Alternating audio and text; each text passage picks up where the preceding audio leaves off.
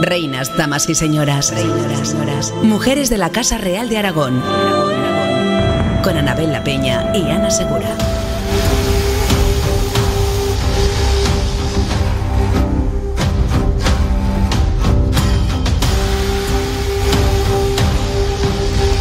La vida familiar de Jaime II en sus últimos años era complicada. Su tenso matrimonio con María de Chipre, las enfermedades de algunos de sus hijos y los disgustos que otros no dejaban de darle. El rey encontró consuelo y apoyo en sus últimos años en Elisenda de Moncada, pero mientras los conflictos y problemas no dejaban de sucederse, no tanto en el reino como en el seno de su propia familia. Su hijo mayor Alfonso sería el causante de una verdadera crisis familiar con repercusiones políticas que hoy contaremos en este nuevo capítulo de Reinas, damas y señoras. Anabel La Peña, bienvenida. Muchas gracias, buenos días. Bueno, vamos a entrar a fondo en la vida familiar de Jaime II, que era complicadísima, y hoy les vamos a explicar el gran motivo de sus desvelos. Hablaremos enseguida de Jaime el primogénito, llamado a suceder a su padre como Jaime III, pero antes nos ocuparemos del resto de su extensa familia. Vamos a recordar que de su matrimonio con Blanca de Anjou nacieron nada menos que 10 hijos en 15 años de convivencia.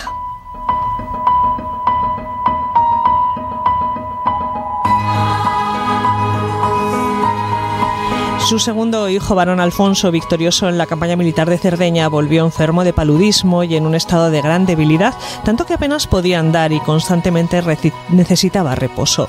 El infante Pedro también padecía las secuelas físicas de un incidente anterior. Su hija Constanza acababa de morir el 19 de octubre de 1327 y poco después fallecía su nuera Teresa de Entenza, casada con Alfonso. Su hija Isabel tenía problemas oculares y le solicitaba ayuda médica. La infanta María desafiaba al papado con su comportamiento y Blanca, que era priora en Sigena y cuya historia contaremos más adelante, tampoco tenían una conducta adecuada. Un verdadero cuadro, Anabel, que tenían por qué. Pues la verdad es que sí, porque son una serie de hijos, los de Jaime y Blanca, que algunos tuvieron trastornos que podríamos llamar hoy en día psíquicos y otros pues eran comportamientos desordenados para la época, es decir, que no estaban dando lo que se esperaba de unos hijos de los reyes. Y tampoco Jaime II se preocupó por su salud, pero cerquitamente lejos, por decirlo de alguna manera. Entonces algunos de esos hijos lo notaron muchísimo, esa ausencia paterna y desde luego la materna, porque había fallecido la madre en el 10º parto. Claro, contábamos en capítulos anteriores que Blanca acompañó a su esposa de donde iba y esto suponía necesariamente que los hijos los iba dejando en algún lugar. Sí, los repartió, por decirlo de alguna manera, entre ciudades que podemos decir más vinculadas a la Casa Real, como Tortosa, como Valencia. Los fue repartiendo por ahí, encomendados a algunos nobles de Aragón para su preparación, pero no parece haber una unión de un nexo de amor entre padres e hijos. Sí que se preocupó, pero no fue cariñoso realmente con ellos. Bueno, también es cierto que tenemos que mirar, o al menos intentar no mirar, el siglo XIV desde una perspectiva contemporánea, es decir, que las familias entonces, al menos reales, no era lo que es el concepto habitual de familia. No, ni mucho menos.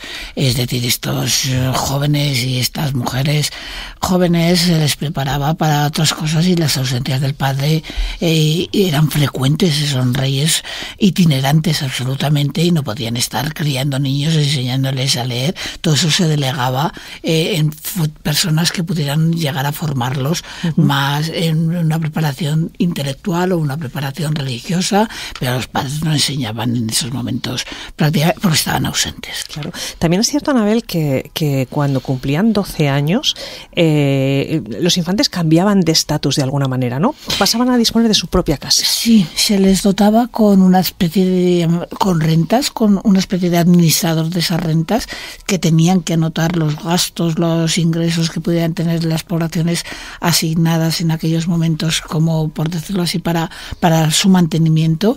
Entonces sí, se criaron así y bueno, pues con un estatus, con el mayordomo, con la figura del canciller de cada uno de los infantes, aunque sabemos que estos muchachos y muchachas supieron por lo menos leer seguro y después ya creemos que algunos llegaron a escribir y tenemos alguna constancia de sus cartas. ¿Esta constitución de su propia casa podríamos entenderla como que ya se consideraba que eran adultos? Prácticamente sí. sí. Un varón de 12 años, aunque no estaba todavía en una fecha de casarse, estábamos muy cerca.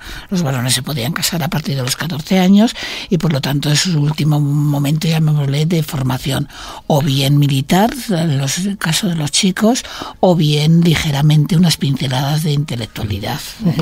Bueno, nos contabas, Anabel, que sabemos que sabían escribir. Vamos a echar cuentas porque si Blanca de Anjou falleció en su 10º parto antes de cumplir los 30 años, es fácil calcular que casi todos estos niños quedaron huérfanos muy jóvenes. El rey fue una figura ausente, pero al mismo tiempo presente. ¿Se han conservado cartas? Sí, se han conservado cartas cuando son algunos de los hijos que no gozaron nunca de una perfecta salud y demás, reclamaban, sobre todo las chicas, reclamaban más atención de su padre, mayor cercanía, pero como sabemos que la costumbre era cuando los iban a casar con una corte extranjera, enviarlas allí, pues el único método que tenían en estos momentos, hoy mandaríamos un WhatsApp, pero en aquellos momentos ni siquiera eso, es decir, una carta desde Nápoles o de cualquier otro reino europeo podía costar realmente mucho tiempo. Entonces, para cuando uno contestaba, la otra ya demandaba o informaba de una nueva enfermedad y era muy complicado. Claro. Bueno, pues hay un historiador que es José Hinojosa que ha analizado con detalle esta correspondencia. Él ha escrito sobre el tema. Vamos a escuchar un par de fragmentos. La continua petición de cariño, sobre todo por parte de sus hijas, estuvo relacionada con la prematura muerte de la reina, que dispersó a los hermanos por diferentes lugares. La soledad, la falta de contactos con los padres y entre ellos les llevó a situaciones difíciles que rozaron la extravagancia y el histerismo, que se acentuaba en los momentos de enfermedad tan frecuentes. Jaime II, aunque protegió los intereses de los infantes, se vio superado por la realidad política y no les pudo dedicar la atención que desde nuestra óptica actual hubieran merecido. Los infantes captaron este desinterés y se lo recriminaron en alguna ocasión, diciéndole que dudaban que fuera él en persona quien escribía las cartas. Uno de los consejeros del rey cree en una carta de los años 20 del siglo XIV que ni quiere ver sus fillos ni fablarles, pero ser padre y rey, y además viajar continuamente, eran tareas difíciles de compaginar. Y a esta situación parece ser hay que añadir también el propio carácter del rey y su forma de entender las obligaciones del cargo. La rigidez, la falta de flexibilidad y de tolerancia hacia sus hijos fue una faceta negativa de la personalidad del monarca, obsesionado con el cumplimiento de sus designios políticos, como fue el caso de las presiones a que sometió al infante don Jaime para que se casara y aceptara sus tareas de gobierno. La voluntad soberana y la autoridad paterna quedan patentes en la frase «volumus et mandamus», queremos y mandamos, con la que se dirigía frecuentemente a sus hijos en sus misivas. La carencia de afecto, su reclamación, fue una corriente que subyace de forma permanente en la correspondencia paterno-filial de Jaime II. El resultado fue el fracaso familiar y al final de su vida el propio rey se reconocía culpable de buena parte de las desgracias de sus hijos.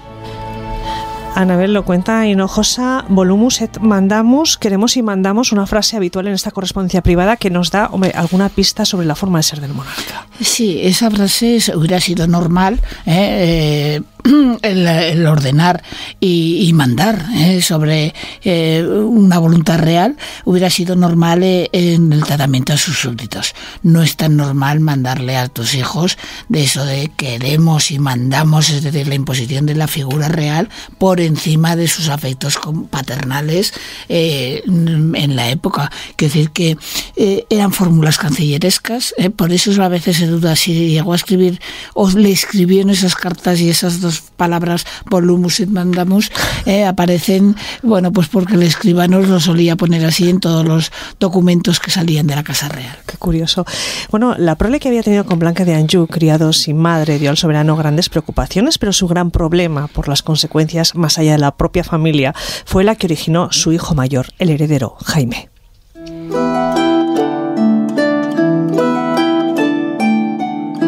Reinas, damas y señoras. El primogénito de Jaime II, nacido en 1296 de su matrimonio con Blanca de Anjou, recibió en bautismo el mismo nombre que su padre y estaba llamado a ser en el futuro el tercer Jaime en el trono de Aragón. ¿Qué sabemos, Anabel, de los primeros años de este muchacho? Pues la verdad es que no sabemos mucho porque tampoco nos han informado, o sea, no ha quedado esos pequeños documentos que podemos estrujar y demás, pero sí que lo que podemos decir era que en un principio el comportamiento de este muchacho era absolutamente normal, hasta que tuvo unas fiebres. Y a partir de las fiebres este muchacho se volvió caprichoso, cambiante de opinión constantemente, lo que originaba problemas notables. Un día quería ser A y otro día quería ser B, y al día siguiente amanecía con C. Entonces, por lo tanto, era una persona con una cierta, con una segura inestabilidad. La cuestión es que Jaime era el heredero nada menos que de un reino grande e importante como es Aragón. Había que casarlo y no faltaban candidatas. La elegida, en este caso, estaba en Castilla. Sí, Castilla. Que Castilla es un reino, a nuestro lado, no prácticamente, con seguridad. Castilla es un reino grande, más potente que la corona de Aragón, que se había lanzado más hacia los intereses mediterráneos. Y entonces se acordó, y el rey Jaime II dio la palabra para contraer un matrimonio entre el heredero, ese posible Jaime III, que no lo fue nunca confundir con otro miembro de la Casa Real mallorquina que llevó ese mismo nombre. Entonces nos encontramos con que el heredero, se pactaron las bodas entre Fernando IV de Castilla y la figura de Jaime II de Aragón para mantener, para tener unas campañas comunes, y eran unas alianzas que se podían generar a partir de esos momentos. En esta época empezaba a pesar ya la presencia del Islam en España, todavía en todo el reino de Granada, etcétera, y entonces convenía una alianza que hubiera acabado quizá de llevarse a cabo con la presencia del Islam bastante antes de lo que fue realidad. Pues la elegida era, como bien nos cuentas, Leonor, la primogénita de los reyes castellanos, que había nacido pocos meses antes, por lo que por delante quedaban todavía unos cuantos años de espera hasta poder celebrar y sobre todo consumar este matrimonio. Cuando la boda pudiera celebrarse, el joven príncipe de Aragón habría cumplido ya 25 o 26 años y sería todo un hombre. En 1312 se celebraron en Calatayud vistas reales en las que su prometida, la infanta castellana Leonor, hija de Fernando IV, y su esposa Constanza de Portugal, fue confiada al rey Jaime II para que, como era costumbre, fuese educada en la corte de Aragón. Zurita lo cuenta así. De Valencia se vino el rey de Aragón a la villa de Calatayud en principio del mes de diciembre, porque tenía concertada de verse con el rey don Fernando en el monasterio de Huerta, y allí se confederaron en mayor amistad, señaladamente para hacer guerra contra los reyes de Marruecos y de Granada, y de valerse y ayudarse con todo su poder.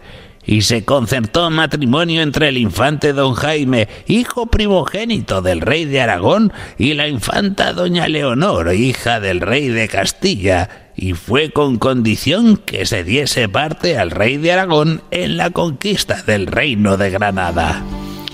A ver, hay que insistir siempre que un matrimonio en estas épocas sellaba una alianza militar también, Entonces, si queremos una futura expansión o una posible expansión hacia las tierras de los musulmanes que quedaban en la península ibérica, era conveniente poder atacar desde los flancos, incluso por ejemplo, intentar asaltar la zona de Almería, etcétera, con barcos que podía proporcionar, y muy bueno es la corona de Aragón, frente a fuerzas terrestres que aportaría Castilla. Entonces, lógicamente, era un sello, indisoluble, un matrimonio en estas circunstancias de los hijos de los dos reyes gobernantes en esos momentos. Era absolutamente imprescindible, y además que iba a ser muy bien acogida por la cabeza de la cristiandad, porque era luchar contra el Islam. Claro, bueno, Leonor había nacido pocos meses antes. Nuestro candidato, nuestro heredero, Jaime, tenía ya 12, 13 años, y la entrega de la infanta Leonor para que fuera educada en Aragón se había pactado en 1311. Zurita recoge cómo se envió un emisario real hasta Castilla para que la infanta castellana pasara a formar parte, se educara aquí en la corte de Aragón. a 20 del mes de noviembre de este año de 1311, envió el rey al rey de Castilla un caballero de su casa llamado Miguel Pérez de Arbe, para que se entregase la infanta doña Leonor, hija del rey de Castilla, que había de ser mujer del infante don Jaime, que se había de criar en estos reinos, la cual, según el autor de la historia del rey don Fernando escribe, no tenía sino 3 años. Pues la joven castellana fue instalada en el Palacio Real de Valencia en compañía de la infanta Violante, hija menor del soberano aragonés, que tenía entonces 2 años de edad y con la que mantuvo siempre muy buenas relaciones. Estamos en lo de siempre, Anabel, no tenemos una fecha exacta del nacimiento de la muchacha y tenemos que echar cuentas. Sí, tenemos que echar cuentas según los documentos, pero bueno, unas fuentes mencionan que nació hacia 1307, otras fuentes lo retrasan un poco. Es que no se anotaban ese tipo de datos, ni era de interés para los cronistas, ni quedan documentos que apenas algún dato suelto que te digan y tal día los reyes festejaron el nacimiento de su hijo o de su hija en este caso. Entonces no se anotaban este tipo de datos, pero sí que hay que tener en cuenta además que esta mujer, la figura de Leonor, era en esos momentos la heredera de Castilla. No había nacido su hermano. Siempre se ha preferido la línea masculina a la femenina y de momento no había más hija que una mujer y de momento fue jurada como futura reina en Castilla. Además eso no generaba ningún problema, ya vimos en su día las figuras de Urraca de Castilla que llegó a gobernar perfectamente. Entonces en esos momentos, insisto, era de una conveniencia futura reina mientras no hubiera más hijos, y por lo tanto el aval de todo Castilla con nuestro reino. Pero fíjate, a mí esto me llama mucho la atención. Si ella es la heredera de Castilla porque no hay más niños y la mandan a que se críe en Aragón, es decir, es una muestra, yo no sé si de confianza absoluta, ¿no? Yo creo que sí, porque es que si no tampoco puedes soltar a la heredera en este caso hacia aquí. Debieron ver que era lo más conveniente en ese sentido desde el punto de vista político, llevar ni más ni menos que la heredera a que se educara. Ten en cuenta además que hay otro elemento, nos vamos separando en el lenguaje, es del castellano es una cosa y el aragonés es otra. Uh-huh. Entonces significa que había que prepararla y en las modas de la corte aragonesa también. Claro, si esta boda hubiera salido adelante, la historia habría cambiado porque se hubiera podido producir la unión dinástica de España. Sí, la verdad es que sería una unión dinástica, no quiere decir que formáramos un solo estado ni mucho menos. Ya se había intentado con el matrimonio de Urraca de Castilla, con Alfonso I, fue un fracaso total y absoluto, y luego no se podía haber sido en esta ocasión y habrá que esperar. Pero insisto, no es la unión en un solo estado, es la de los reinos tal cual, Valencia, Aragón, Cataluña, el Condado de Barcelona, el Reino de Castilla, de León, todo ese tipo de cosas. Uh-huh. Entonces no podía haberse dado perfectamente esta situación de empezar a entroncar ya en un mismo tronco común la corona de Aragón y de Castilla. Algo pasó, que se lo vamos a contar, que esto no pudo ser así. Pero sí que es cierto que el compromiso de matrimonio implicaba también el compromiso de una acción conjunta contra el reino nazarí de Granada y su reparto entre ambos monarcas. Y por supuesto se negoció una dote. Leonor recibiría monedas de oro y plata o en vajilla de oro y además se le otorgarían los señoríos de Requena, Moya, Cañete, Deza, Lures, Serón con sus aldeas, Ágreda con sus rentas y Caloñas de moros y judíos. Por parte aragonesa se le prometía a Leonor para su mantenimiento personal las rentas de Huesca y Daroca con sus aldeas en el reino de Aragón, las de Castellón, Burriana, Játiva en Valencia, Montblanc y Tárrega en Cataluña. Bueno, la dote muestra la importancia de este enlace. Sí, a ver, recibía una dote, llamémosle paterna, y recibía una dote de su futuro esposo, es decir, las rentas y demás, hasta incluso rentas procedentes de esas caloñas que quería comentar, que son las multas.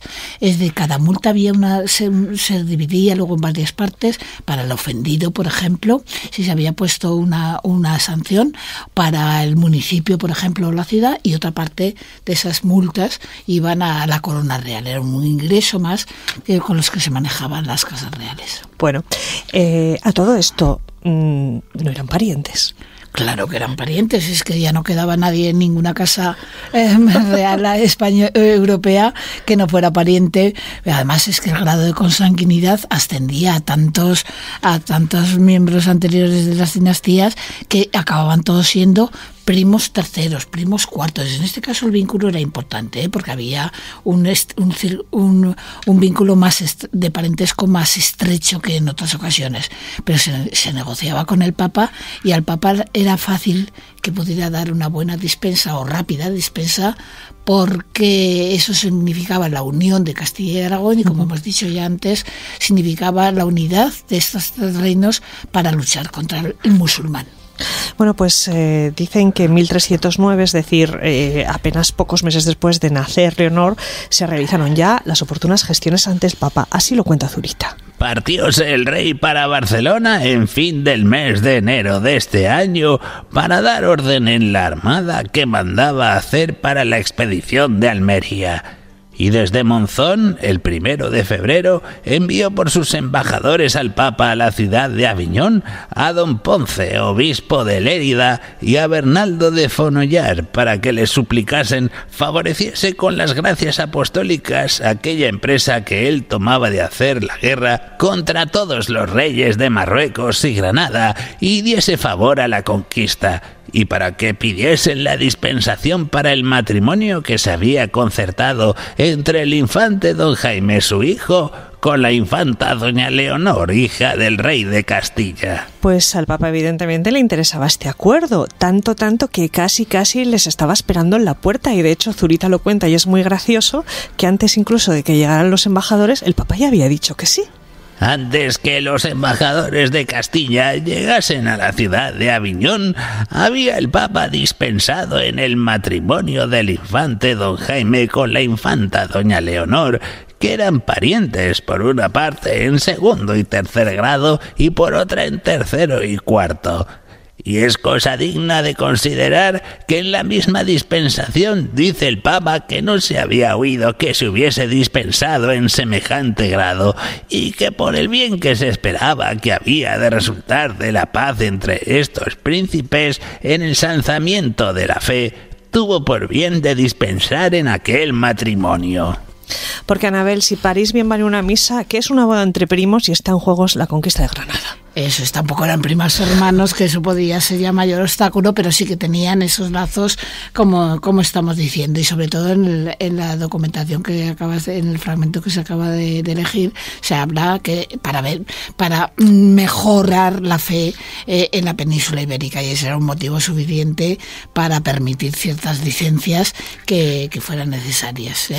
El Papa siempre jugó con eso. Siempre jugó con eso. Bueno, la cuestión es que los años pasaban, Leonor crecía en tierras aragonesas, Jaime II de Aragón y Fernando IV de Castilla avanzaban en su acuerdo necesario para conquistar Granada y veían acercarse una boda que reforzaría este acuerdo, pero algo ocurrió.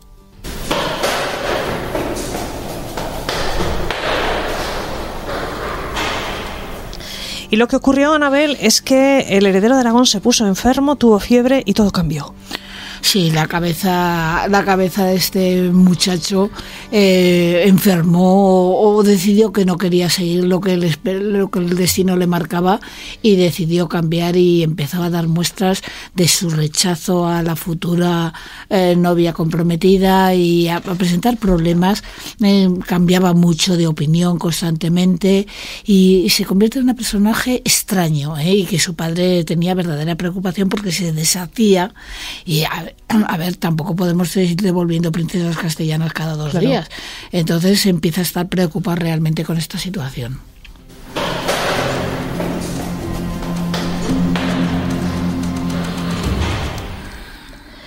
En 1318, en una de sus habitaciones, se encontró escondido un hábito religioso y cundió la alarma en la corte. Pronto se sospechó que un monje, un cisterciense de Santes Creus, había sido el inductor de una idea escabellada: que el joven príncipe y heredero dejara el reino para entrar en religión.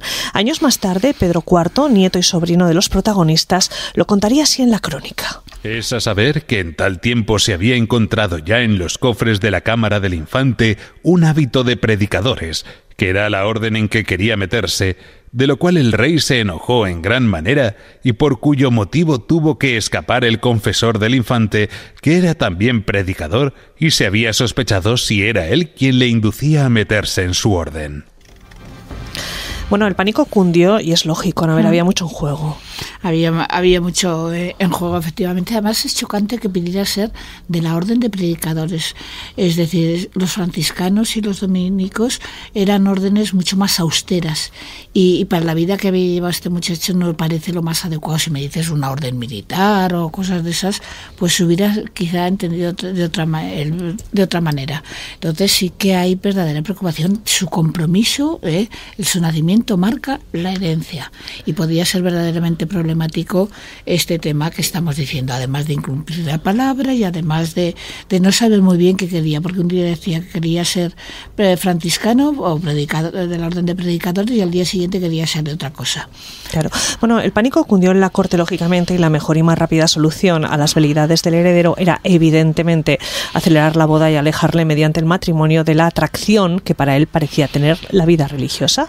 Volvemos a escuchar a su sobrino, el futuro Pedro IV. Mandó pues el rey en Jaime, nuestro abuelo, en vista de tales costa, que el matrimonio pasase adelante, por cuanto había jurado al rey de Castilla que así lo haría cumplir, y a tal efecto se presentaron a dicho rey en Jaime todos los varones y caballeros de su corte, y le propusieron que dicho matrimonio se celebrase en la villa de Gandesa, lo que fue aprobado.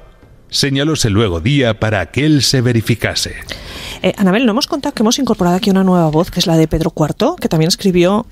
Sí, su crónica. A ver, Pedro IV es una persona, el ceremonioso, recordemos el apelativo que suele llevar, que es una persona que fue muy de querer destacar su linaje, era de mucho protocolo, era un hombre que quiso, justificar los actos de la monarquía y demás, y escribió, están varias, la crónica que escribió Jaime I sería la primera, la de Desclot, la de Montaner, que hemos ido citando en fechas anteriores, y en este caso la de Pedro IV marca una de las grandes hitos de la historiografía escrita en catalán en aquellos momentos. ¿Tiene alguna característica? Así como Montaner hemos contado que era un poco exagerado, que Jaime no la escribió, sino que se la escribieron, pero que contó en primera persona. ¿Cómo es la crónica de Pedro IV? La de Pedro IV yo creo que tiene sentimientos más personales, expresa más detalles de ese tipo en aquellos momentos. Ten en cuenta que Pedro IV fue dudoso que pudiera alcanzar el grado de rey por las circunstancias que rodearon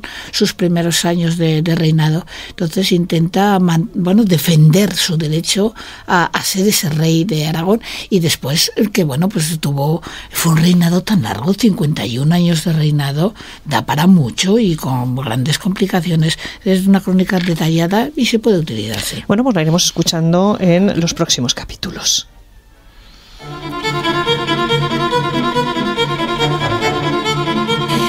Volvemos al drama. Les recuerdo, se encuentra un hábito de monje en un arcón y el heredero de la corona de Aragón insiste en que quiere entrar en religión. El rey intentó persuadir a su hijo, le reprendió, pero todo resultó inútil y las relaciones entre padre e hijo se volvían cada vez más tensas y complicadas, hasta el punto, Anabel, que el rey busca la intervención del Papa, que el Papa llama a este muchacho al orden. Sí, quiero decir que de acuerdo, que, en fin, quiero decir con esto que es muy digno de se hubiera elegido una vida religiosa, pero tiene un destino más importante, que es sellar esa alianza como se solía hacer y sellar ese intento de arrebatar las tierras a los musulmanes en aquella época.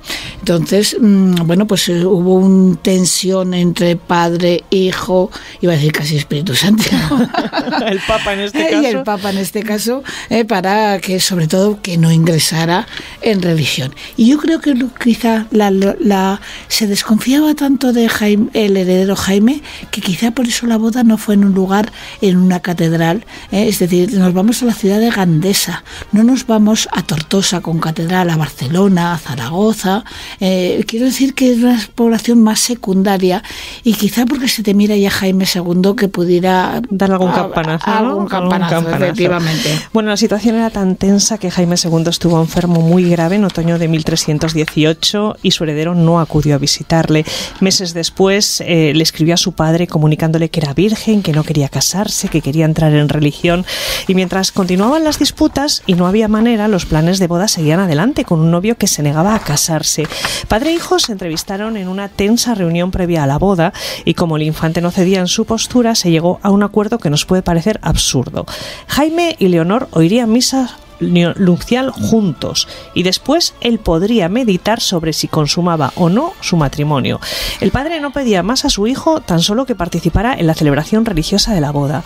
¿Qué sentido tiene esto? A ver, pues era darle la cara frente a este joven muchacho que hacía un día, amanecía con que se casaba y al día siguiente que no, cara a Castilla. Es decir, otra cosa era el ejercer el derecho nupcial, etcétera. Entonces, para el exterior el protocolo se cumplía, se casaba y demás, pero no tenía por qué consumar el matrimonio en sus habitaciones. Entonces era cara público una cosa, cara a lo privado era otra cosa completamente distinta. Bueno, la crónica de Pedro IV, nieto de Jaime II, lo recoge así este acuerdo. Suplícole asimismo que ya que no había otro remedio, al menos tomase a la infanta nupcialmente y oyese misa con ella, y que no permitiera de ningún modo que él quedase perjuro, pues ya sabía que había jurado al rey de Castilla llevar a cabo tal matrimonio cuando se trató. Años más tarde, ya en el siglo XVI, Zurita describió en sus anales el pacto al que se había llegado. Trató don Gonzalo García con don Pedro de Pomar y con Blasco Maza y don Pedro Sánchez, que eran privados del infante, que le persuadiesen que se fuese a ver con el rey su padre a Tortosa como lo había ofrecido, o a Cherta o a Horta. Y entre tanto el rey mandó ayuntar todos los perlados de su consejo y a los ricos hombres, y finalmente se acabó con el infante que se viese con el rey su padre y oyese la misa nupcial con la infanta doña Leonor en la villa de Gandesa. Y mandóse hacer llamamiento general de los infantes y ricos hombres y caballeros de estos reinos para que se hallasen a la fiesta. Total, Anabel, que es que estaba ahí toda la corte presionando al heredero y no había manera. Que sí, era realmente no parece que estuviera muy convencido.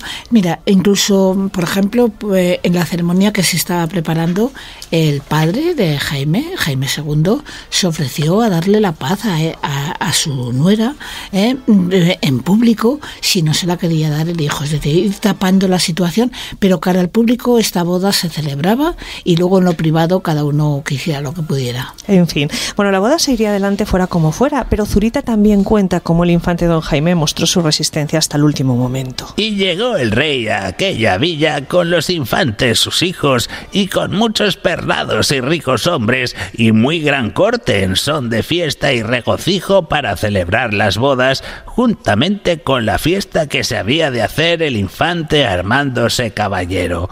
Mas el mismo día que esto se había de concluir, el infante tomó al rey con su primera demanda y porfía, diciendo que él había de entrar en religión y que no podía ser otra cosa. Pues el infante podía ser terco, quería vencer a su padre por aburrimiento, pero el rey se jugaba mucho y la boda sigue adelante.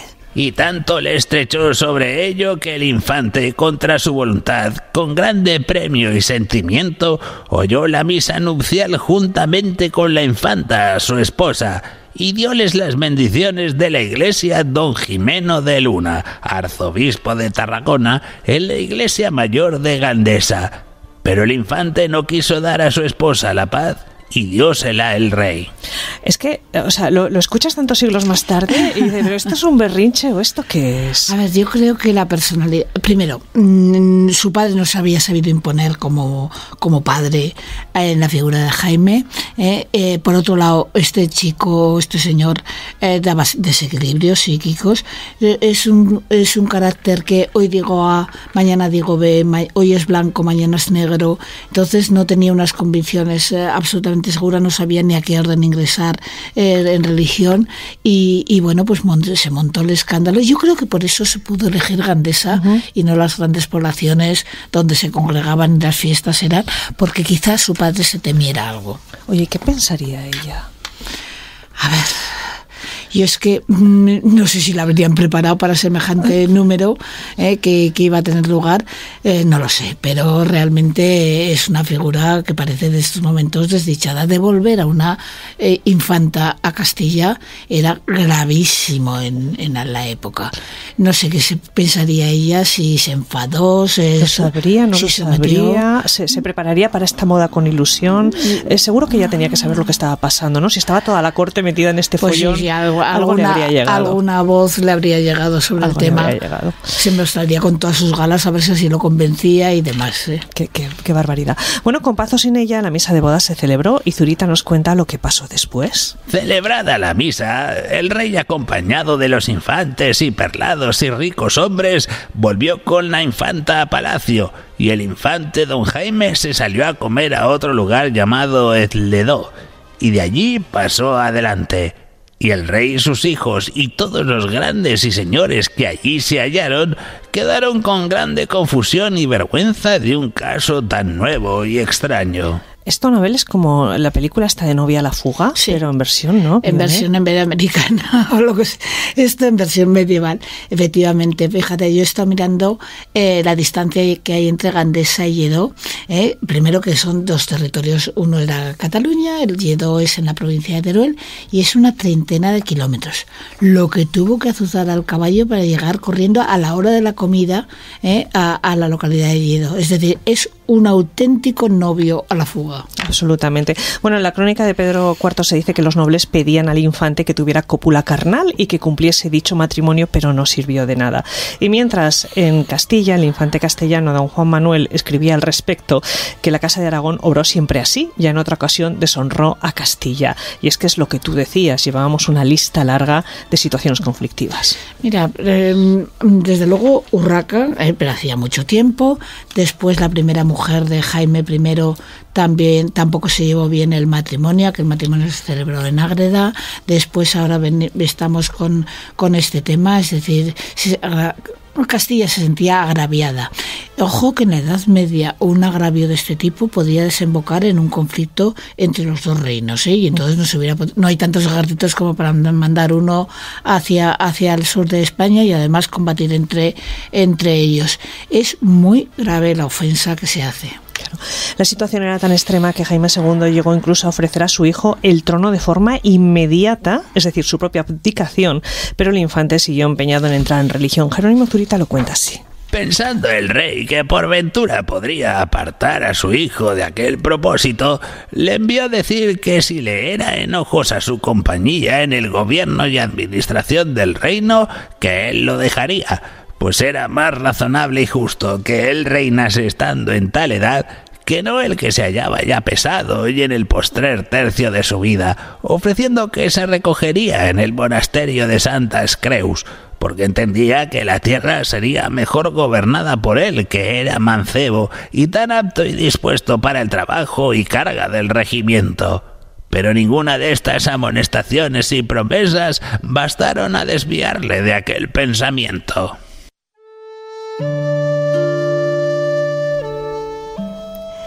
Pues la postura del príncipe parecía tan sólida, tan convencido estaba, que una vez intentado todo lo posible, su padre acabó aceptando la decisión de renunciar a ser el heredero de la corona de Aragón. Y esto, Anabel, no lo habíamos vivido nunca. No, ni lo viviremos más en aquellos momentos este tipo de situaciones. Lo digo porque, a ver, es que además, por ejemplo, uno de los hermanos de Jaime, de este príncipe heredero, acababa de ser nombrado arzobispo electo de Toledo, y eso conlleva ser primado de España. Entonces era un escándalo por un lado, el otro escándalo por el otro, y realmente era muy, muy, muy complicada lo que era la situación. Fíjate que Jaime II piense en abdicar en su hijo, a ver si así, con la manera de gobernar y tal, pues cumplía la palabra dada. Es fuerte, por muy débil que se sintiera o muy mayor que se sintiera Jaime II. Ofrecerse a abdicar era, una prueba de lo delicado de la situación. Finalmente aceptó el deseo de Jaime de marcharse, hizo que desapareciera de la línea de sucesión al trono y nombró un nuevo heredero, Alfonso. No lo habíamos visto tampoco en ninguna ocasión. Nombra al segundogénito varón, Alfonso. Y bueno, este muchacho lo acabó encerrado, el infante Jaime acabó encerrado, por ejemplo, en el monasterio, y vigilado, en el monasterio de Santes Creus, si no recuerdo mal. Entonces nos encontraremos con una situación peculiar. Un día decía que quería ser de la Orden de Montesa y al día siguiente que decía que quería ser sanjuanista y viceversa. Es decir, una persona muy, muy, muy desequilibrada. Pero efectivamente había que legalmente, por decirlo, u oficialmente, había que deslegitimar la sucesión que recaía en él para otorgársela a un nuevo hermano.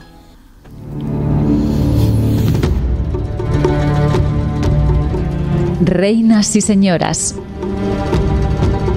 Pues Jaime hizo realidad sus deseos e ingresó en la Orden de San Juan de Jerusalén y su padre el rey designó a un nuevo heredero, su hijo Alfonso, que sería el futuro Alfonso IV. Pero la historia no termina aquí porque después Jaime, al parecer cansado de la vida religiosa, quiso dar marcha atrás. Vamos a escuchar cómo lo cuenta Zurita porque no tiene muy buena opinión sobre él. Mas este príncipe que tan determinadamente y con tanto acuerdo y consejo acabó consigo un negocio tan grande como era renunciar a la sucesión del reino, no dio tal ejemplo de sí mientras vivió reinando su padre y hermano como se pensó. Antes pareció haber dejado la dignidad que tenía y la que esperaba tener como una pesada y molesta carga para que con más libertad se pudiese entregar a todo género de vicios. Según después se conoció, con grande indignidad, no solamente de su casa y sangre, sino de la religión que había profesado, porque su vida fue muy torpe y profana y de hombre muy deshonesto y de viles y bajos pensamientos, sin que bastase ninguna corrección del rey su padre, ni de sus superiores a le refrenar y apartar de ella, con tales costumbres que fueron muy ajenas no solo de príncipe, pero de caballero y religioso como él había querido ser. Anabel, Zurita está indignado. Está enfadado porque además Zurita es bastante objetivo en ese sentido, no descalifica por descalificar, pero es que el comportamiento no estaba siendo ni medianamente normal. Da la impresión de que cuando se arrepintió vio lo dura que era la vida religiosa, unos horarios, un tipo de vida más aislada, aunque por lo menos aparentemente y demás, y dijo que no, pero ya era tarde, y era muy, muy tarde. Claro. Bueno, pues Hinojosa nos da más datos también sobre lo que pretendía y era precisamente dar marcha atrás después de haber organizado todo este follón. No parecía muy a gusto don Jaime con su nueva situación y al poco tiempo pidió al Papa permiso para cambiar su hábito negro, que no le gustaba, por uno de otro color, petición que le fue denegada. El vacilante carácter de Fray Jaime se puso de manifiesto en la primavera de 1320 en el confuso proyecto de recobrar la primogenitura y a su esposa, doña Leonor, alojada en Tortosa, contando con la complicidad de algunos de sus servidores. Se descubrió la confabulación y se informó al rey y al infante Alfonso. Claro, Anabel, lo que nos cuenta que Hinojosa es que pretendía dar marcha atrás en todo, en la herencia y también en Leonor, porque ¿qué había sido de ella mientras? Pues mientras tanto, sobre todo vivió en Tortosa, protegida por su suegro, por llamarlo de alguna manera, y entonces nos encontramos con que, bueno, pues si ya damos el campanazo una vez con el rechazo hacia Leonor, vuelve este señor, se quita el segundogénito el derecho al trono, se le vuelve a nombrar a él, y vamos a aumentar el número de rechazar a Leonor por alguna razón, que porque un día aparecía en un sitio, o sea, con ganas de ser rey y otros días que no, y además él había solucionado su vida sexual con una dama no de buen comportamiento.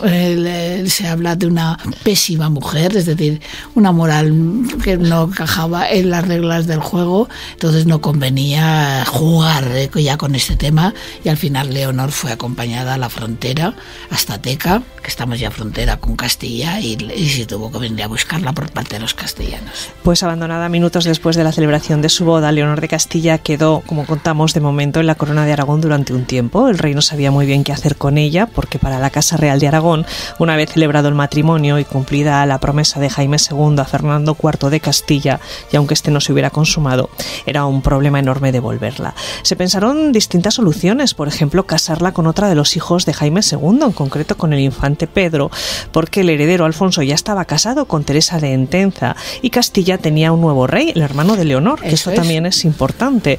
Y para ello, se explica Zuritas, enviaron emisarios. Fue enviado por el mismo tiempo a Castilla un caballero que se decía Galacián de Tarba para tratar matrimonio entre la infanta doña Leonor, hermana del rey de Castilla, que fue esposa del infante don Jaime, que renunció a la sucesión del reino, y el infante don Pedro, conde de Ribagorza y de Ampurias. Y sobre ello escribió el rey al infante don Felipe, hijo del rey don Sancho, y a don Juan Manuel, adelantado mayor de las fronteras de la Andalucía y del reino de Murcia, y a Alvar Núñez de Osorio, y a García Laso, que eran principales en el consejo del rey de Castilla, pero ninguno de estos casamientos hubo efecto. Porque claro, aquí había una circunstancia que también lo cambiaba todo, Anabel, y es que ella ya no era la heredera de Castilla, tenía un hermano. Claro, ya era menos importante fijar un casamiento. De todas formas, ya te digo que se pensó en la posibilidad de dar solución. Era un agravio tremendo. En algunas ocasiones en Europa se han empezado guerras por este tipo, o se han cambiado alianzas. Entonces, bueno, se pensó en esa solución. Al final no fue. De momento ya volvió a Castilla y ya la rescataremos de Castilla en otro episodio. Por cierto, en Castilla estaba su madre María de Molina, tremenda mujer, como para tontear con ella. Sí, la Gran María. La Gran María. Bueno, pues esta es la historia que queremos contarles hoy, pero sin embargo la historia no termina aquí.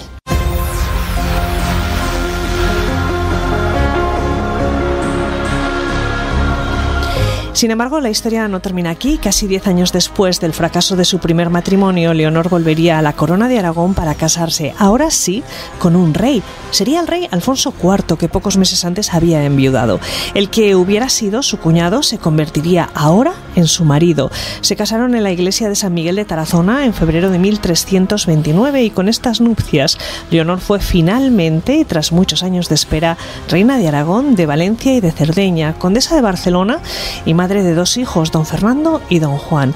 Pero esa es una historia muy complicada que les contaremos en los próximos capítulos de Reinas, Damas y Señoras.